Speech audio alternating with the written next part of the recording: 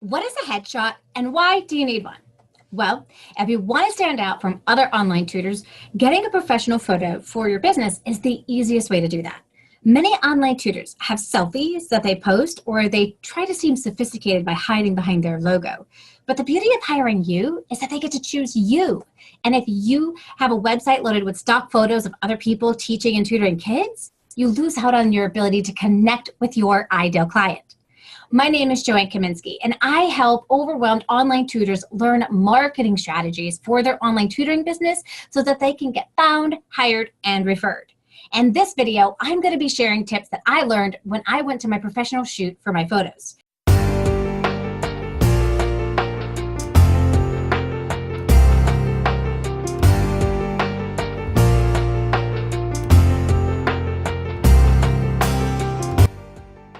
Now, I'm going to give you an inside peek into my personal photo shoot journey from before, during, and after. Now, the day before I took my shoot, I needed to decide what I was going to wear. I was kind of clueless, and I grabbed my high schoolers to help me rummage through my closet and help me out. Now, I have been tutoring online for 8 years. I don't need professional clothes. I pretty much can teach in leggings and a decent shirt. So half the time when I'm done working out, I hang out in those clothes. And clearly going to a photo shoot dressed like that would be ridiculous, right? Unless I'm promoting maybe the jazzercise facility that I teach at as well.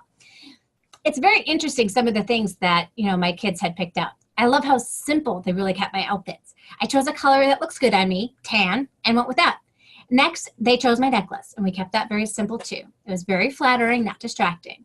And think about what you're comfortable in and what makes the most sense. The next thing to think about is makeup. Are you going to do your own makeup or have someone else do it? I usually don't wear makeup, but for something like this, I wanted to look my best.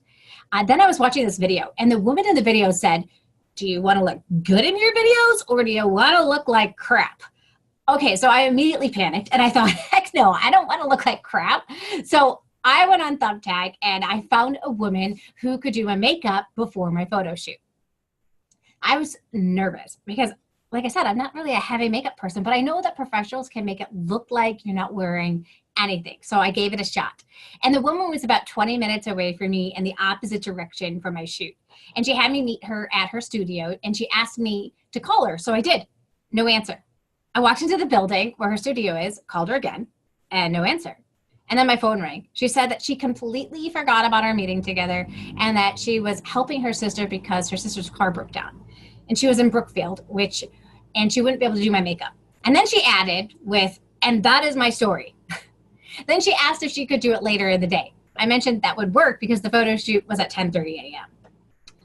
So here was my reaction to this incident.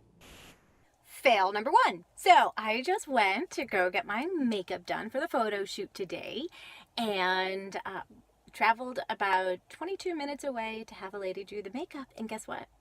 She did not show up.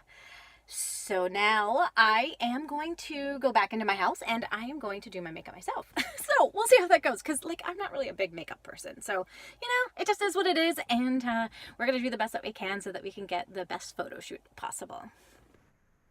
Now, in the end, I think I was just happier with doing my own makeup. I know what my flaws are and I make myself look the way I want to look. I'm proud of who I am.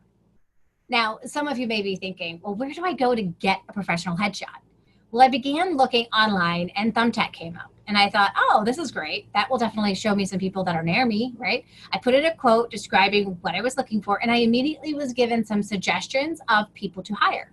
And Anthony Sell came up as a professional photographer in Milwaukee. I looked at his photos, and they stood out from the wedding people and the graduation photos that I typically saw.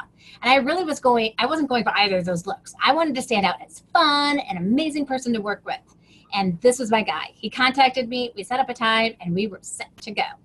Now, the last time I had professional photos taken was in 2002 when I released my book, Job Security for Life and Teaching. And later in this video, I'm going to share how you can get an updated copy of this book for free. Now, I hired a person from our church before. That was in my husband's Bible study. And we went to a local park, took some photos for me, and then we took some photos of my family. But this time I chose to go to a studio to have that plain white background. That would allow me to do so much more with the images and future thumbnails for Facebook. When I got to the studio, Anthony was extremely welcoming, showing me where everything was, and he worked on getting the lighting just right. And then he began sharing headshot photography tips with me. So I had mentioned that I had no idea if I had a better side. He did an activity to figure it out. He said he had me look at the camera and then take the photos 3 times looking to the right, and then we did this again to the left.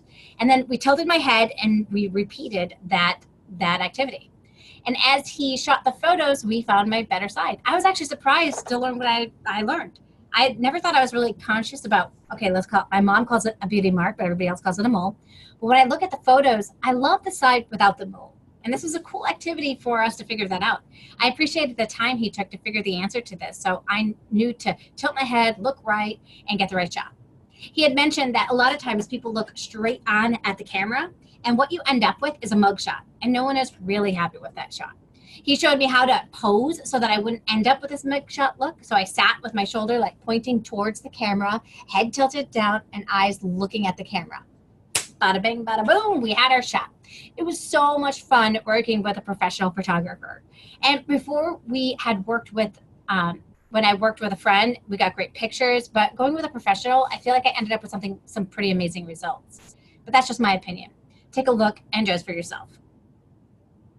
So what are your thoughts about getting a professional photographer? Do you have any fears about doing it? Comment below. I would love to hear your thoughts. I know that some of you are wondering about pricing.